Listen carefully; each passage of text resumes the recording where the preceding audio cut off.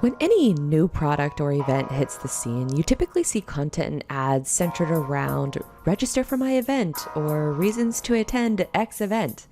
But I've noticed a more creative approach to enticing users to your conference is by previewing the subject matter experts before visitors make that call to drop thousands of dollars and time away from the office for an event or a conference. That's what originally drew me into an upcoming event called Manifest, the Future of Logistics. They have a killer website and an even better email newsletter.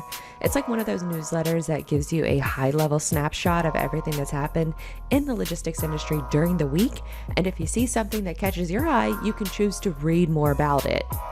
I've been digging the pre-event marketing so much that I sent a cold email through their website asking if they needed any help with coverage during the event and that I'd love to offer up my services. And it worked! Hello again, Blythe Brumleve with Digital Dispatch here, and look at me sending a cold email. But what happened after I sent that cold email is really the beautiful thing about digital communication and why I feel so passionate about content marketing in this space. I'm now honored to be moderating a panel with some of the top industry execs covering autonomous trucking. I'm planning on recording interviews on site, and it's an excuse to travel to Vegas in January, all because of a cold email. I also get to bring you this conversation with conference chair for Manifest and EVP of programming for Connectiv, Pam Simon. She's the one that's heading up the good content marketing I spoke about earlier. It's a really fun conversation about what goes into planning an event at this scale, the different things they're offering at the event. And when I say different, I mean different, like a Bloody Mary and donut bar or a puppy section. Yes, a puppy section. And why she chose to interview a lot of the same folks ahead of time that are also going to be speaking at the conference itself. It's a really creative approach, and it's originally what drew me in and has evolved into a relationship where I can actually have her on the show and chat with her about this entire process. It's a fun conversation, like I said before, so I hope you all enjoy. Let's switch gears a little bit to content marketing and events, because few are more qualified to talk about this topic than conference chair for Manifest, the Future of Logistics, happening in January 2022, and executive vice president of programming for Connectiv. We're bringing on Pam Simon. Pam, welcome into the show. Hey, how are you? Very well, very well. Glad to be back, and I'm sure you're glad to be, starting to plan and really get into the fine tuning of the conference that you guys have going on in January. So let's start off with your job role. What exactly does an executive vice president of programming do? At a high level, I'm responsible for securing the speakers, creating the content, the schedule flow of the event, and staying on top of what's happening in the industry. And now, how did you because you come from an entrepreneurial background, how did you get involved with planning events and planning conferences? So I would say in 2008, a friend of mine asked for some help on his startup, so I was helping him, and he invited me to go to an event, one of the meetups that was happening in New York, and I went, and it was awful. And like we left, and I was like, "Oh my God, I just lost 2 hours of my life. I'm never going to get this back. Like, why?" And so he said, "Well, could you do a better job?" I said, "Yeah." So okay, great, let's do it. All right, fine. I'm still working a 9 to 5 kind of job in marketing. So we launched Future of Local, which was a panel discussion once a month. And what started out with like 30 people turned into a few hundred on a monthly basis. And then, because I was so involved with the New York tech space, when my husband got relocated to Brazil, I figured I could take some of the knowledge and experience that I had in New York and translate that over there. So ended up producing the first demo day to ever take place in the country for an accelerator. And then the first Entrepreneur Week, which was a 5-day event with 145 speakers. So following those two events, as you said before, networking is a huge part of my life and has been extremely important. So because of the network that I had built, was able to launch LATAM Founders, which is a private network for investors and CEOs focused on tech in Latin America. And then when we came back to the US, I joined Lab Ventures to be on the venture side of things. when we started talking about company building and what are the best ways to build and strengthen these types of relationships with corporations, with investors, with other technology providers out there. My background is in events and connecting people. So you can think of me as a business yenta, if you will. And I asked my partner, is like, okay, well, can I just launch an event series? And I said, sure, go for it. So that's how Future of Logistics came to be. And then in 2019, Connectiv acquired my event series. So it's been an exciting few years. So how did you have, I guess, a familiarity with logistics before starting up a logistics event, or maybe it was just part of, part of your network? How did you really get involved with logistics? So we were with the lab, we were looking at the three areas that were most prominent and disruptive in Miami, particularly. So logistics, real estate, and travel. And that's initially what got me into the industry. We did our first event in 2017 that had about 200 people. And then the following year, about 450 people. When I'm excited about an industry, I just dive headfirst in and start to figure out what the ecosystem looks like and who should be there. And with logistics, there's so much room for disruption. There's so many new technologies. There's so many areas that you can explore. And for me, that was what was really interesting.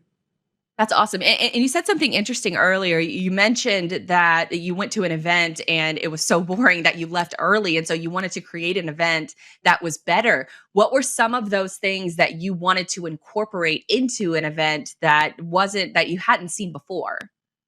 I wanted to have really interesting conversations on stage. I wanted people to be able to walk away learning something as opposed to just hearing a sales pitch. Mm. So I think for me, it was coming up with the dynamic of who can play off each other on stage. I love putting competitors together, for example. I think that when you have that organic conversation, a lot of interesting points will come out. Mm. And I think, one of the things that we do with Manifest is it's not pay to play. So I think there's been a change in the event industry with most events actually charging to be a speaker. And I'm actually reaching out only to people that I think that are making an impact on the industry and would be beneficial for others to learn from.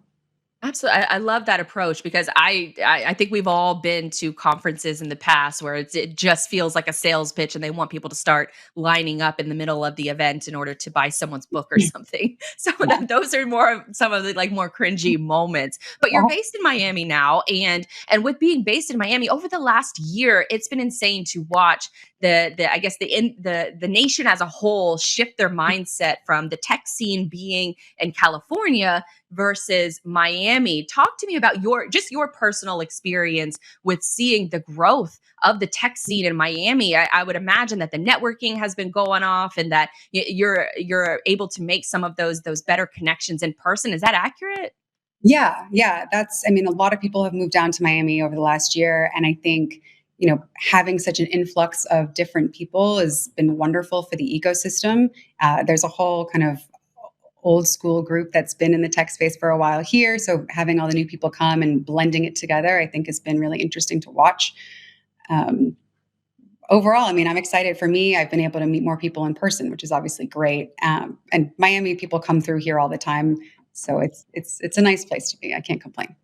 And being in Miami, there's a lot of entrepreneurs around there. You're an entrepreneur yourself, and you founded companies, sold them, adjusted your workday kind of around that. Tell us a little bit about that journey. What was it? I would imagine it would be tough to give up. What essentially is your baby, that your company that you've poured a lot of heart and blood and sweat and tears into. Was it difficult to make that decision, or was it ultimately a breath of fresh air to have additional help? No, it was definitely something that I was pushing for and looking to do. I knew that I'd created something with value, and it's been an extremely important experience for the people that have come. And to be able to take what I've created and bring it to the next level, I needed more support. I needed more people that could help me. When I was doing Future of Logistics, it was me doing everything soups to nuts, Mm. all of it. I did bring on two people, so I have an awesome team. But selling the company and joining Manifest really gave me this incredible opportunity to bring what I had envisioned, or hoped my event would become, to a reality.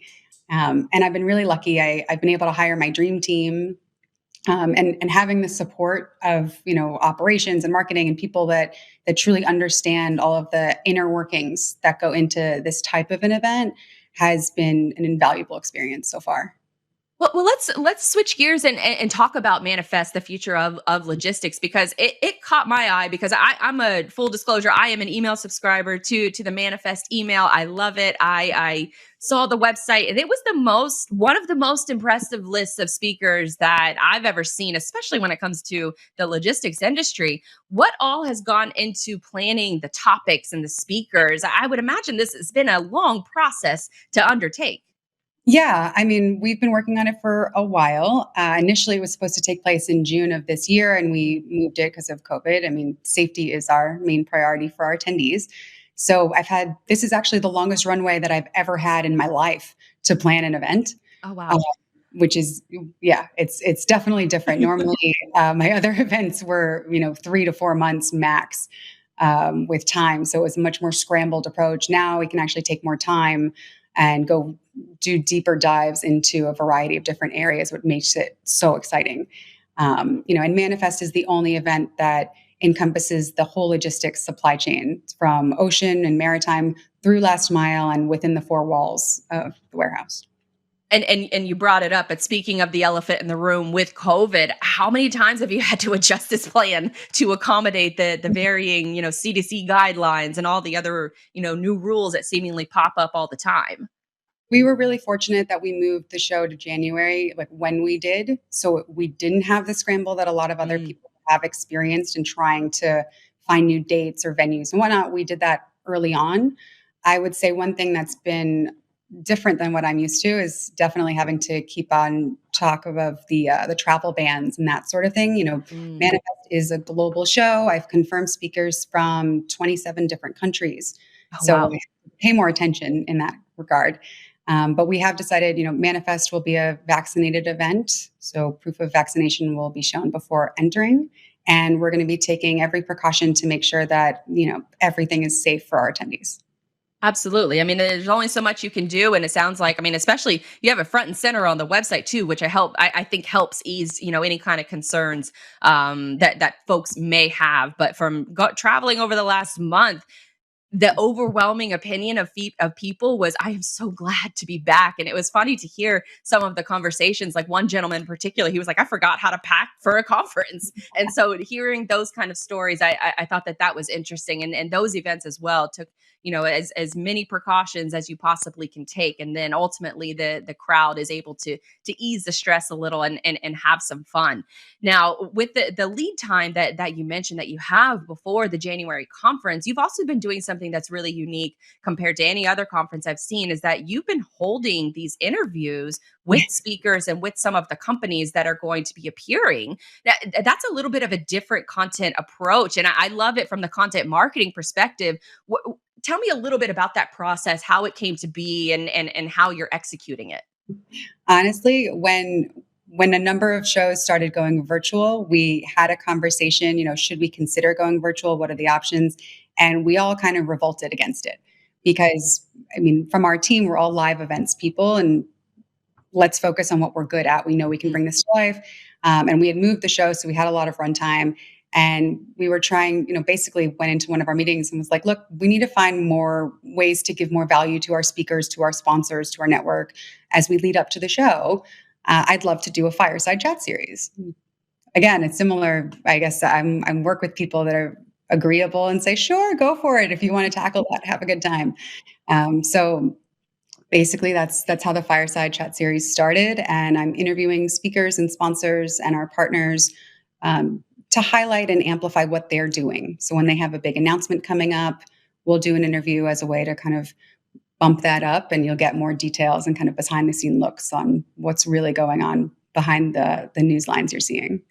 I love it because it's such a good it's a good way to promo the conference without feeling like it's super salesy, because I think for a lot of conferences and events in the past, essentially all they do is make like a highlight reel or a promo reel, and that's really it. I think conducting the pre-show interviews, I love that idea. So I've been watching some of those videos, and I'll link to those in the description as well in case any of you guys want to go and check out some of those interviews for the speakers and the panelists that are going to actually be at Manifest in January.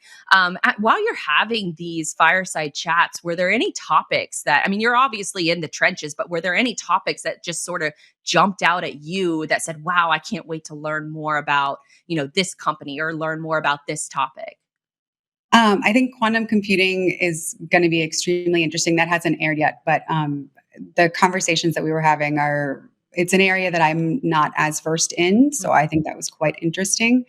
I mean, overall, I've had some incredible conversations. We spoke with Stantec about, the infrastructure and programming that you need to, launch an autonomous program within your business, with point pickup, discussing the last mile and retaining that customer relationship all the way through. So the conversations have been really fun, and I mean, I'm lucky. I'm fortunate. I get to have these conversations with really innovative people, and they're taking the time to answer whatever questions I have, which is great. Now, separate from the fireside chats that you've already had, do you have any favorite topics that you're looking forward to? And, maybe even some favorite segments or tracks that you can share with us?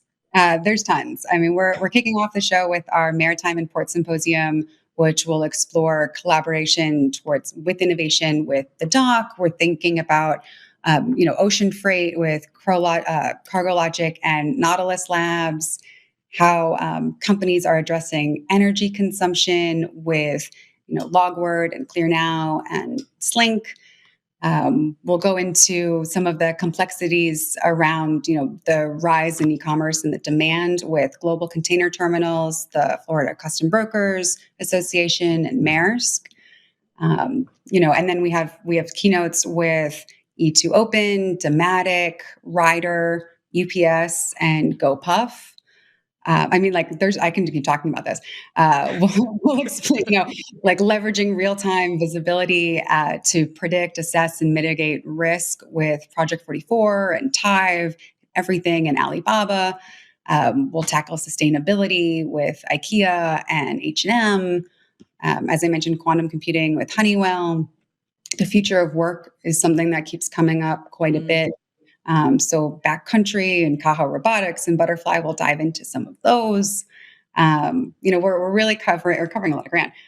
Yeah, I mean, it sounds like all the aspects of the really the industry, all of the hot topics are really going to be covered, and it sounds like you guys got a bunch of the key players involved, including Cargo Logic. We just had Miles on the show about a month ago, and he's a fellow Miami Tech person. So that's cool that you guys are connected. It's kind of a small world when you think about it. It is. I know that he's a good friend. And one thing that's also different is we will be, bringing in the investor perspective. We have investors from Playground Global, from Fontanalis, from New Road Capital Partners, and more. So we'll be bringing all of those pieces together. And I will say, I'm looking forward to your panel that you're moderating with Kodiak Robotics, Embark, Hesai, and Plus.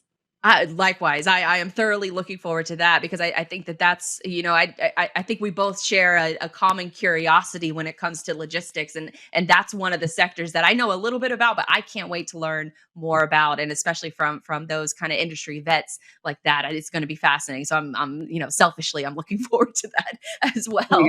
And then you also mentioned in our pre-show meeting, you talked about the off the grid experience. Tell me a little bit about that, because is it something where like no tech is allowed, or what's going on with that? Most events like this tend to be a bunch of booths and business cards, and we're doing things different. We're going to get a little weird. But it's an example. We're having a bacon Bloody Mary donut bar. Oh, wow. Having a puppy lounge. There'll be a What? craft.